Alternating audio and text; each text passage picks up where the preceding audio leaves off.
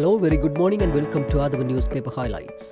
Today is Sunday, 18th of December 2016. This is Edward with the highlights of today's English newspapers. As usual, we have three weekly newspapers for the highlights: Sunday Times, Sunday Leader and Ceylon Today. Firstly, let's have a look on the Sunday Times. The main headline says, undeclared monies in foreign banks can be brought home.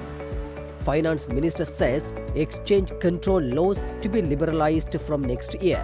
The government will allow Sri Lankans holding undeclared funds in foreign banks to transfer them to Colombo, Finance Minister Ravi Karunanayake said yesterday. He said even those who held foreign accounts in Swiss banks and in offshore companies named in the Panama Papers will be eligible. Minister Karunanayake said the government was studying the practices adopted in Indonesia and Malaysia among other countries with regard to funds their nationals hold in foreign banks. These new measures will come into effect when the liberalized exchange control laws take effect early next year, he said. Conditional approval for 10,000 prefabricated houses in North. The cabinet has granted conditional approval to French steel giant ArcelorMittal to build 10,000 prefabricated houses for the war-affected in Mullaitivu and Kilinochchi districts. A senior official said it was decided that 10,000 houses could be erected in the two districts provided that the people wanted them, the official explained. Resettlement Minister D.M. Swaminathan confirmed to the Sunday Times that the specific number of 10,000 dwellings had been sanctioned, but this newspaper learns the approval is conditional. The minister has been pushing for the project, initially numbered at 65,000 steel fabricated houses from ArcelorMittal at an estimated $1 billion since mid-2015.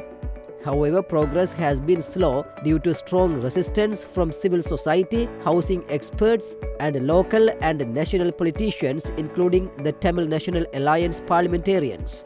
Northern Province Chief Minister C.V. Vigneswaran and the Jaffna District Coordinating Committee are also against the project. On Thursday, Minister Swaminathan summoned the three government agents of Jaffna, Mullaitivu and Kilinochchi to his office in Colombo. He informed them that President Maithripala Sirisena had said the houses could go ahead if there was a demand for them among the intended beneficiaries. He said he would carry advertisements in newspapers seeking feedbacks. Secondly, let's move to the Sunday Observer. The main headline says, Hambantota Port Project.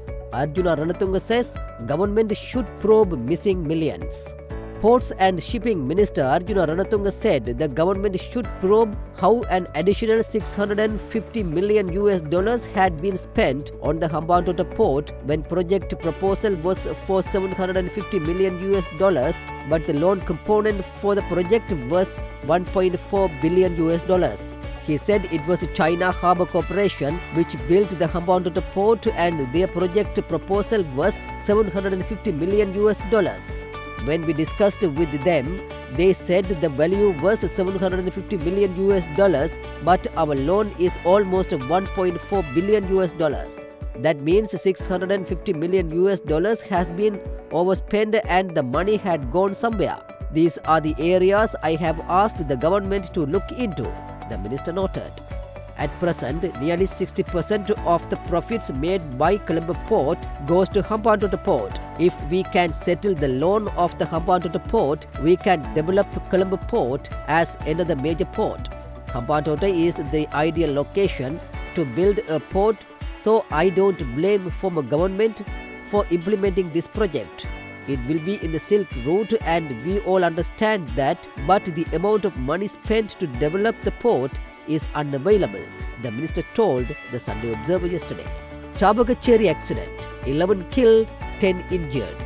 11 people were killed and 10 injured when a passenger van carrying pilgrims to Jaffna collided with a Sri Lanka Transport Board bus at the 302-kilometer post in Chabagacheri on the A9 road yesterday afternoon. According to Jaffna SSP GB Stanislaus, the driver of the speeding van had fallen asleep and the vehicle collided with a bus which was heading from Jaffna to Vaunia. Of the 12 people in the van, 11 were killed and the only survivor, who was critically injured, was receiving treatment at the Jaffna Teaching Hospital. Experts warn, country heading for food crisis. Agricultural and meteorology experts in the country warn that Sri Lanka is heading for a major food crisis if there is no rain in the coming months, as the country's paddy stock will last only a few months. According to agro-meteorologist of the Department of Agriculture, Dr. V.B.R. Punyavardhana, if no rains are experienced in the upcoming months, the country may face a serious food shortage. Director General of the Department of Meteorology, Lalit Chandrapala, said the current dry spell will most likely continue unless the country experiences a cyclone or a low pressure system develops in the Bay of Bengal. Finally, let's move to Ceylon today. Development Special Provision Bill, immunity for superpower ministers.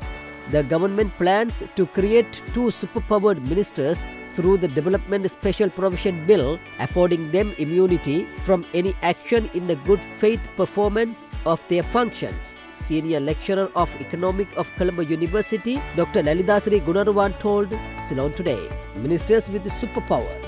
The government is geared to establish 2 superpowered ministries, exposing the nudity of its so-called good governance. The 2 super ministries are to be vested with immunity so far only enjoyed by the President. The act will be valid for 3 years and the people will not be able to sue the 2 ministers and the ministry officials in case of errors and frauds that may take place in those ministries. With that, let's come to an end of today's paper highlights. We will come with more news tomorrow morning. Thanks for listening to Athavan Newspaper Highlights.